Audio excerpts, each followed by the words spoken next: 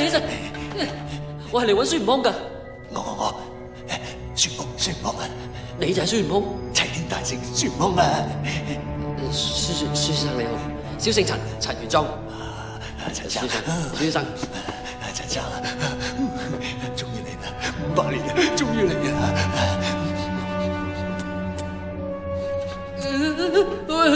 先生唔好意思，有啲激動。坐。係，陳生一表人才啊！孫先生都係，但只不過同傳說中好似爭咗啲堆。係咁嘅。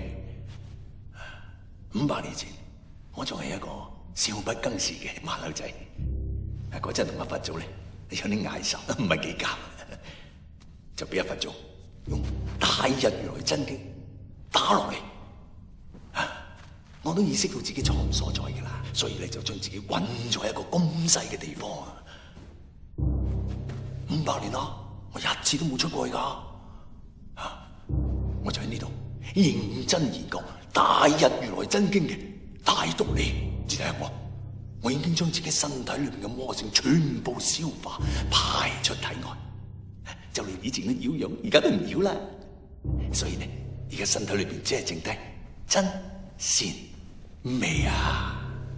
所以話呢個大日如來真經真係好，真係妙，真係呱呱叫噶。孫先生，其實我今次嚟係仲有件緊要事想同你商量一下嘅。請講啦。我想請你教我一個降服豬妖嘅辦法。豬公鳥？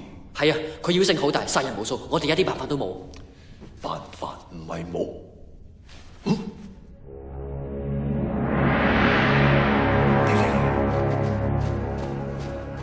呢個咧就係驅魔聖火令，係我喺天宮帶落嚟嘅，佢可以消滅一切嘅妖魔鬼怪。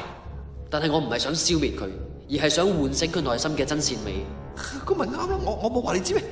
其實佢嘅主要功能就係喚醒人嘅真善美啊！都係唔使啦，佢太貴重啦。貴咗，一個幾毫啫嘛。唔好啦，唔好意思嘅。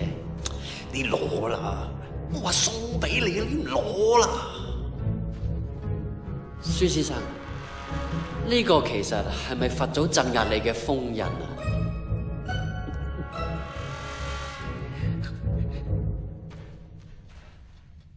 叫你攞你唔攞，即係睇我唔起啦。知唔知我係邊個啊？花果山13太保你聽過未啊？我就係大佬。想當年我拿兩把西瓜刀，由南天門一路斬到落蓬萊東路，來回斬咗3日3夜，血流成河。我就係手起刀落，手起刀落，手起刀落，一眼都冇眨過。咁長時間唔眨眼，對眼唔會乾嘅咩？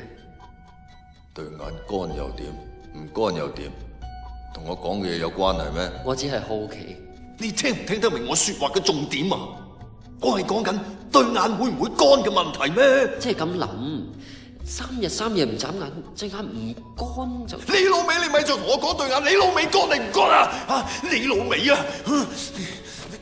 孫先生，冷靜。孫先生，我唔係咁嘅意思。我話我殺人唔眨眼，你問我對眼乾唔乾？好，我就俾你睇下。你老味，你話你問我乾唔乾？對眼乾唔乾？乾唔乾？乾唔乾？呀，乾唔乾？睇到未啊？睇到啦嘛？睇到啦。仲有咩？你攞晒出嚟，我全部同你打爛晒佢。你攞出嚟，攞出嚟啊！即刻攞晒出嚟。所以你啲年青人啊，冇辦法同你講道理嘅啊！你問我借嘢啦，咁我借俾你咯。我借到俾你啦，你又……孫先生，我攞咗出嚟啦。我唔識啦，多謝。你哋而家啲年青人輕佻浮躁，我個人認為啊，都係踏實啲比較好。孫先生，你要嘅嘢啊？你唔好再扮嘢，想食自己開。唔係喎，係你看我攞出嚟俾你打爛晒佢喎。我頂你！